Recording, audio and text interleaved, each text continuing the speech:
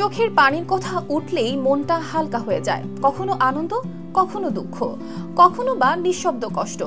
যুগে যুগে কবিতা গানে এই এক ফোঁটা জলকেই ভাবা হয়েছে মনের সবচেয়ে গভীর ভাষা।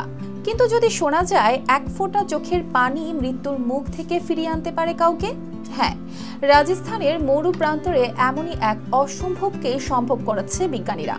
উটের চোখের পানিতেই মিলেছে এমন এক শক্তি যা ২৬টি সাপের বিষও মুহূর্তে করে দিতে পারে নিষ্ক্রিয়।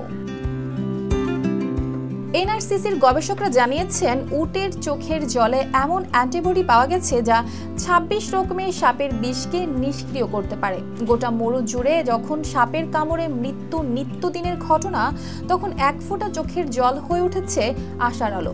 গবেষণার শুরুতে বিজ্ঞানীরা উটের শরীরে সাপের বিষ দিয়ে তৈরি বিশেষ টিকা প্রয়োগ করেছিলেন। কিছুদিন পর দেখা যায় সেই উটের চোখের জল ও রক্তে এমন অ্যান্টিবডি তৈরি হয়েছে যা শুধু বিষ নষ্ট করতে পারে না, বরং বিষের জন্য শরীরে যে ভয়াবহ রক্তক্ষরণ ও জমাট বাঁধার সমস্যা হয় সেটাও নিয়ন্ত্রণ করতে পারে। বিজ্ঞানীরা আরো বলছেন, উটের চোখের জল থেকে তৈরি এই অ্যান্টিবডি দিয়ে বানানো প্রতিষেধক হবে অনেক সস্তা, সহজলভ্য ও নিরাপদ। কারণ এখন যে প্রতিষেধক বানানো হয় তার কাঁচামাল আসে ঘোড়ার শরীর থেকে। এটা যেমন ব্যয়বহুল, তেমনি এতে পার্শ্ব প্রতিক্রিয়ার ঝুঁকিও বেশি। উটের অ্যান্টিবডি দিয়ে বানানো প্রতিষেধক এসব সমস্যার অনেকটাই সমাধান এনে দিতে পারে বলে মনে করছেন গবেষকরা।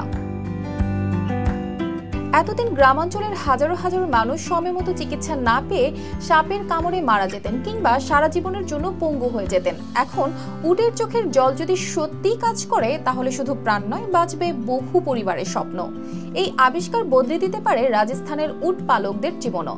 গবেষকরা বলছেন, উট থেকে চোখের জল ও রক্ত সংগ্রহের জন্য নতুন মানবিক পদ্ধতি বানানো হচ্ছে। এতে এক একজন উট পালক মাসে ৫ থেকে ১০ হাজার টাকা পর্যন্ত আয় করতে পারবেন।